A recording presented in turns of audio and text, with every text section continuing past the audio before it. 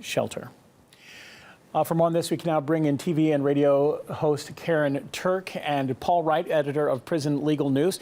Thank you both for being with us here on RT International. And for the viewers, just have a bit of a warning. There is a little bit of a delay on some of this because we do have some satellite issues. So that might lead to some delays in the conversation. But Karyn, let's start with you first. Should landlords have the right to check what kind of a person is living in their property?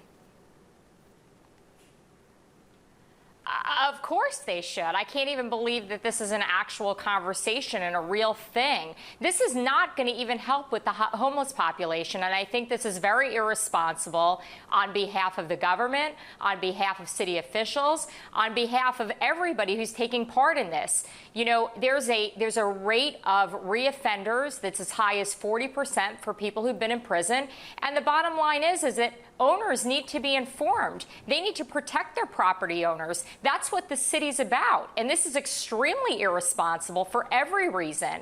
You know, owners should be able to make informed decisions about who they're renting to. This is a safety concern, and civil liberties should not trump people's safety. We have freedom in America, but you know what? We can't just bend into PC culture and worry about offending people. And this is not a solution to the city's problem.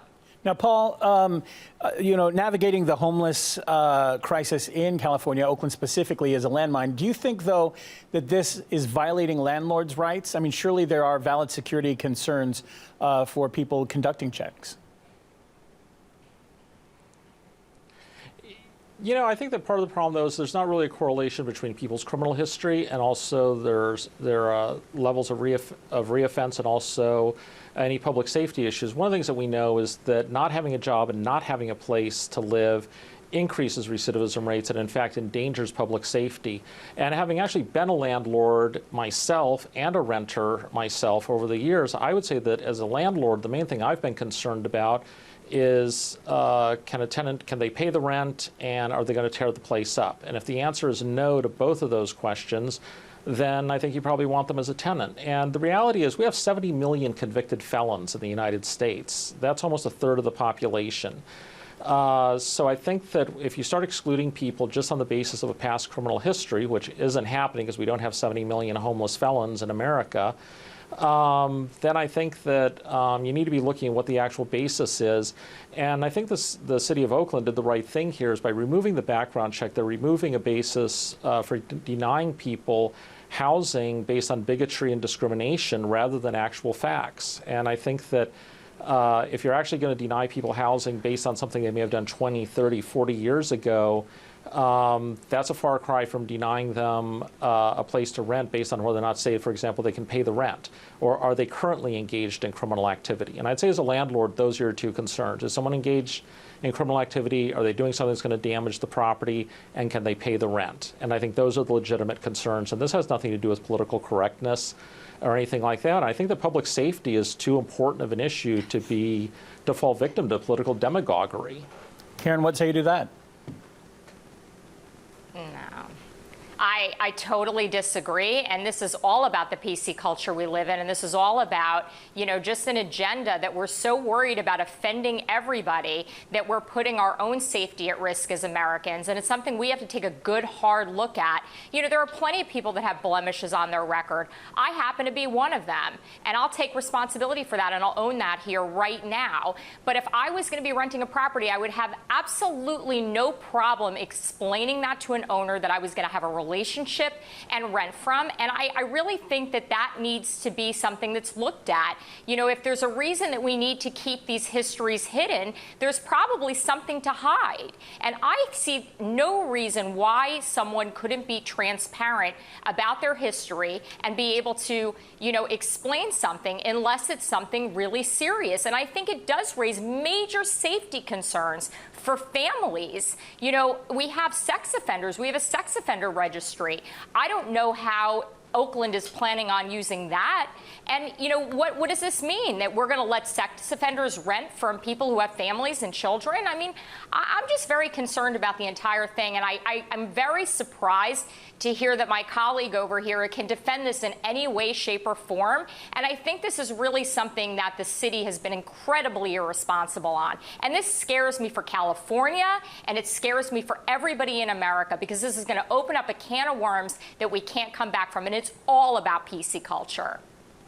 Well, Paul, the fine for breaking this new rule is $1,000. Will that be enough to stop people from doing background checks, given that an average one-bedroom apartment costs more than $2,150 a month?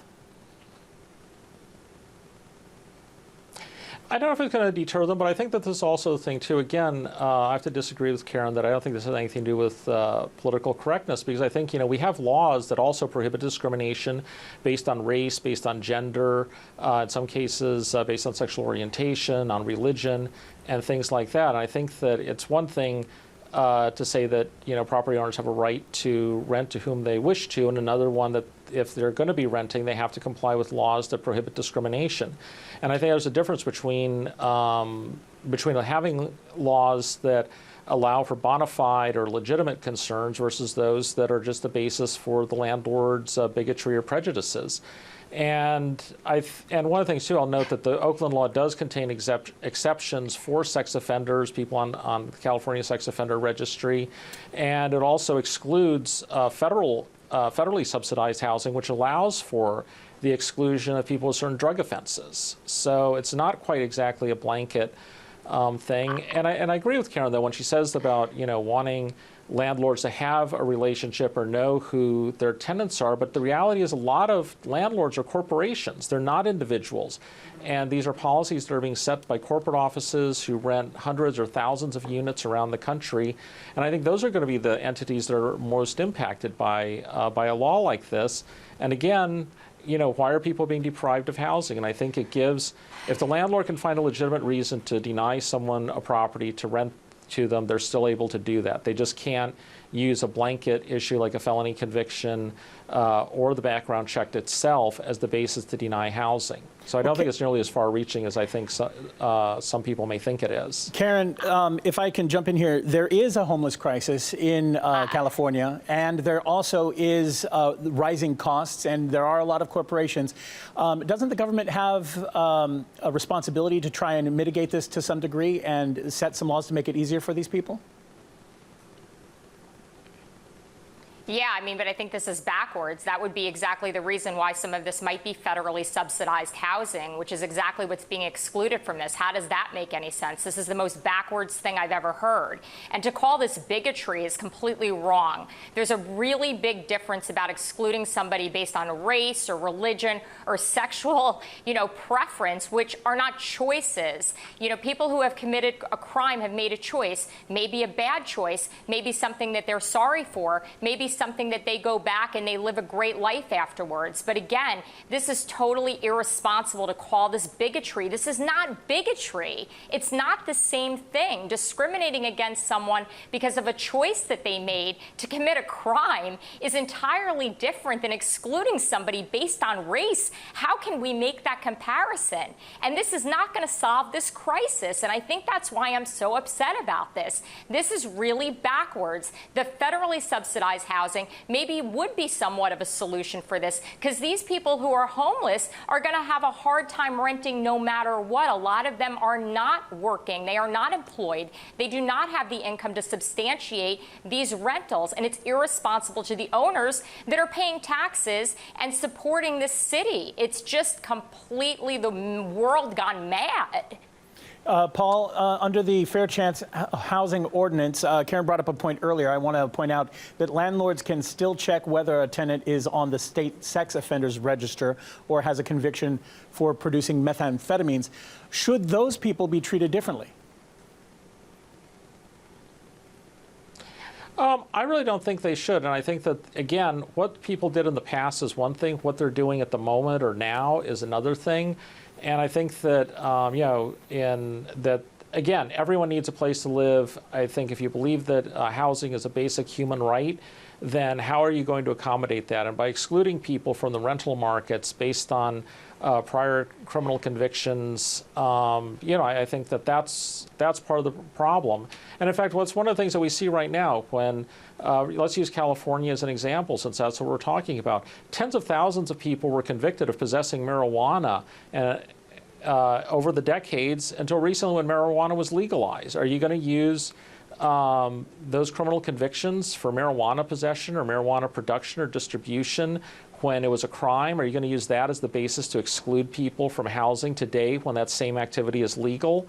And I think that's what you're talking about is, what's the relevance? And again, if you're excluding people based on past conduct, how is that past conduct relevant to who that person is today and whether or not they should be getting an apartment rented to them today? And I think in some respects, the biggest form of discrimination for so much of this, of course, is the rents themselves. As you noted, rents in the Bay Area in general and Oakland I have to jump are also in here. high. That acts as its own form of discrimination. I have to jump in here because this is live TV and we do have a time constraint. I'm going to give you each 30 seconds to make your case. Karyn, go.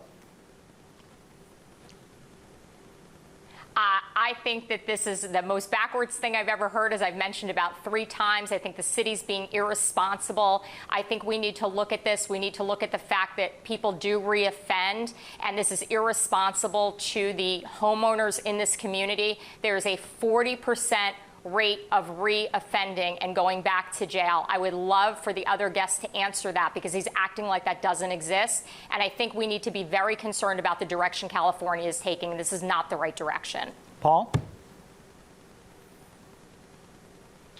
I think it's a good first step in the right direction, and I think that by ensuring access to affordable housing, I think that's one of the steps that can be taken that will reduce recidivism and also enhance public safety and also equality for disadvantaged populations.